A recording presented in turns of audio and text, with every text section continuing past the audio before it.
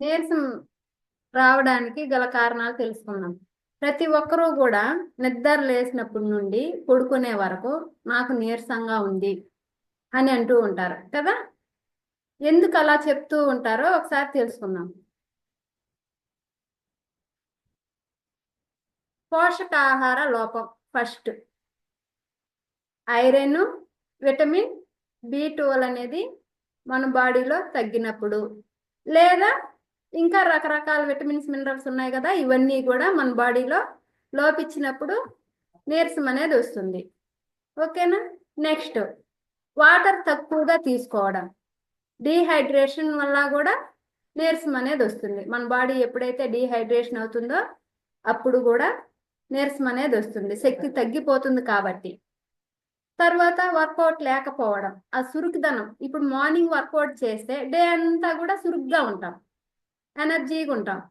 ఎప్పుడైతే వర్కౌట్ చేయమో అప్పుడు ఏమవుతుందంటే బాడీ కూడా శక్తి తగ్గిపోయి నీరసం అనిపిస్తూ ఉంటుంది.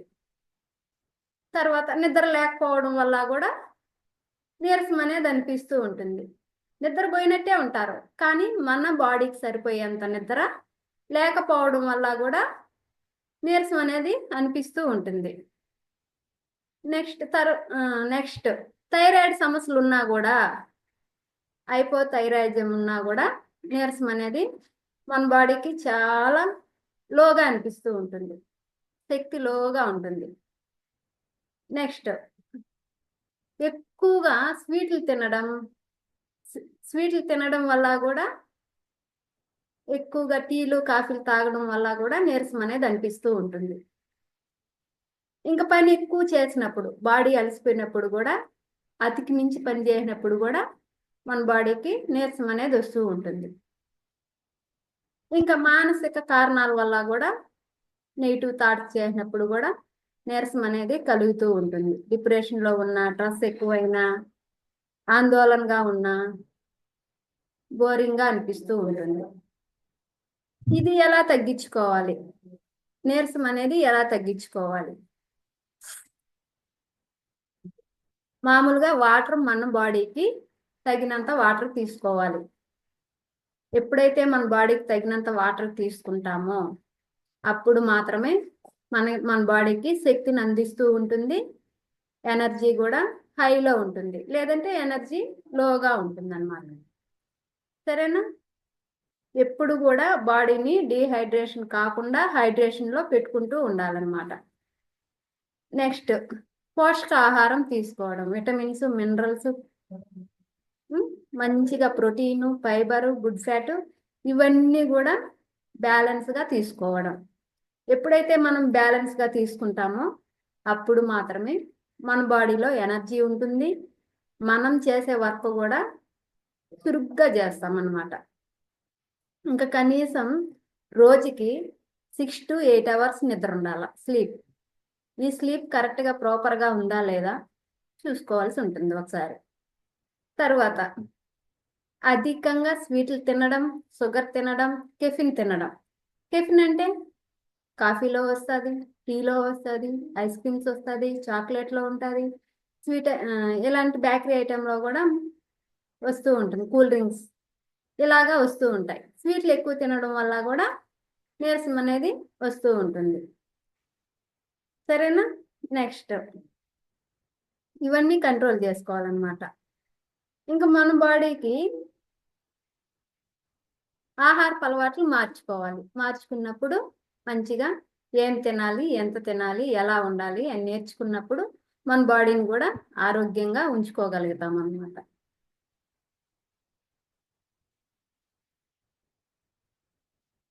ఇప్పుడు మామూలుగా నీరసం తగ్గించుకోవాలంటే ఒక 5 minutes ధ్యానం కానీ, మెడిటేషన్ కానీ చేసుకోవచ్చు. కొంచెం రిలాక్స్గా అనిపిస్తూ ఉంటుంది అన్నమాట. ఇప్పుడు నీరసంగా ఉంది, ఏం తినాలి, ఏ ఫుడ్ తినకూడదు తెలుసుకుందాం.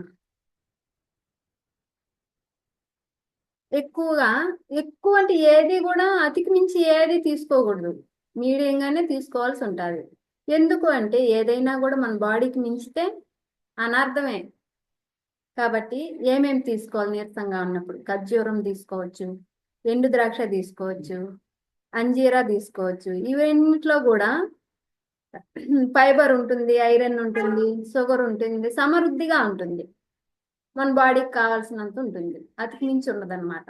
ఇంకా తాజా పండ్లు, అరటి పండు కావచ్చు, సపోటా పండు కావచ్చు, మామిడి పండు కావచ్చు, దోస, ఇలాగా రకరకాలుగా ఫ్రూట్స్ తీసుకోవచ్చు, తాజాగా ఉండే పండ్లు.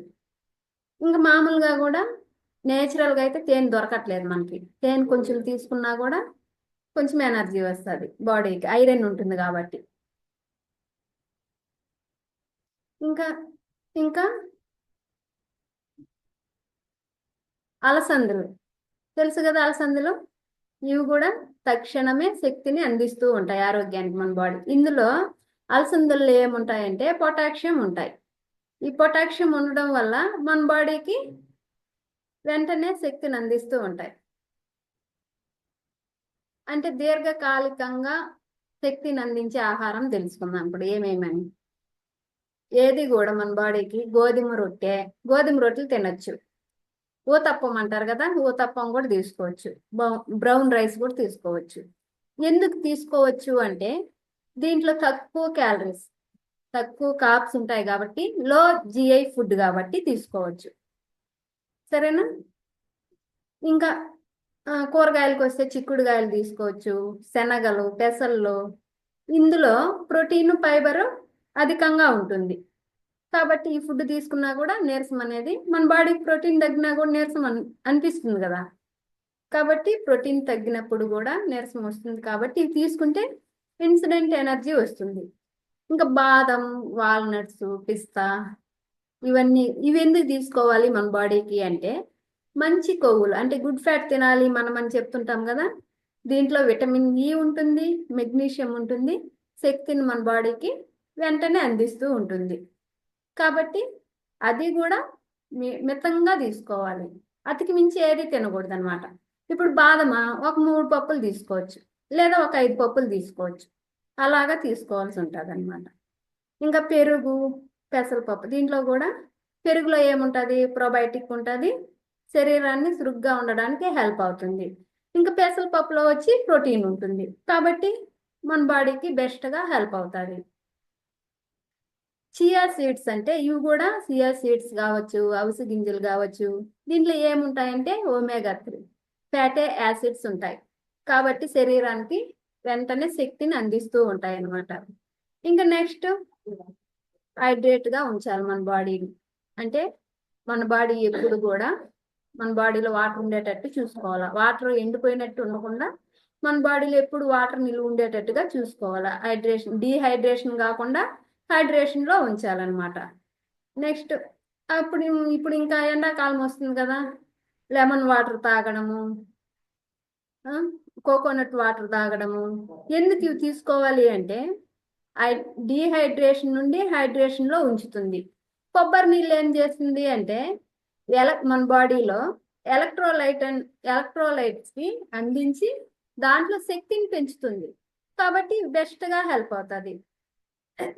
ఇంకా బీట్రూట్ కొంతమంది జ్యూస్ చేసుకొని తాగుతుంటారు, తాగొచ్చు, ఇది కూడా బెస్ట్గా హెల్ప్ అవుతుంది. రక్త ప్రసరణ మెరుగుపరచడానికి, శక్తిని తక్షణమే అందించడానికి బాగా హెల్ప్ అవుతుంది. ఇంకా బటర్ మిల్క్ అంటే మజ్జిగలో ఏముంటుంది, జీర్ణ శక్తిని మెరుగుపరచడానికి హెల్ప్ అవుతుంది, అలసట తగ్గిస్తుంది.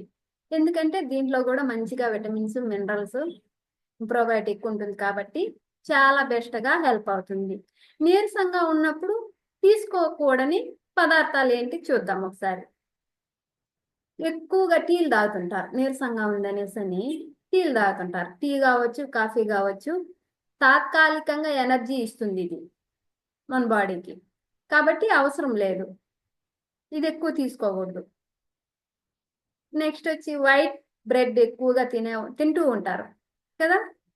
వైట్ బ్రెడ్ కావచ్చు, పాస్తా కావచ్చు, చక్కెర ఉన్న ఆహారాలు అంటే స్వీట్లు ఎక్కువగా తీసుకోకూడదు. ఎందుకు తీసుకోకూడదు అంటే ఇది బ్లడ్ షుగర్ల లెవెల్స్ని ఊహించిన రీతిలో మార్చేస్తుంది. బాడీలో చక్కెర పోయి బ్లడ్లో కలిసిపోతుంది త్వరగా. అప్పుడు ఏమవుతుందంటే అప్ అండ్ డౌన్ అయిపోతుంది మన బాడీ. కాబట్టి ఎక్కువగా తీసుకోకూడదు. ఇంకా డీప్ ఫ్రైలు తీసుకోకూడదు, జంక్ ఫుడ్ తీసుకోకూడదు, జీర్ణం ఈజీగా అయ్యే ఫుడ్ మాత్రమే తీసుకోవాలా.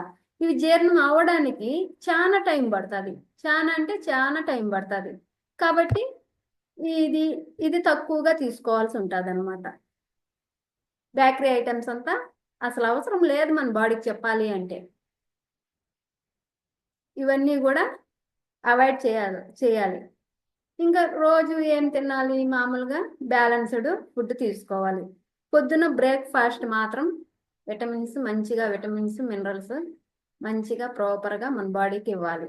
మనం తీసుకునే షేక్లో ప్రతిరోజు మనం షేక్ తీసుకుంటున్నాం కదా, దీంట్లో 114 రకాల విటమిన్స్ అండ్ మినరల్స్ ఉన్నాయి. దాంతోపాటు ప్రోటీన్ ఉంది, ఫైబర్ ఉంది, గుడ్ ఫ్యాట్ ఉంది, పొటాషియం ఉంది, కాల్షియం ఉంది, అన్నీ ప్రాపర్గా ఉన్నాయి.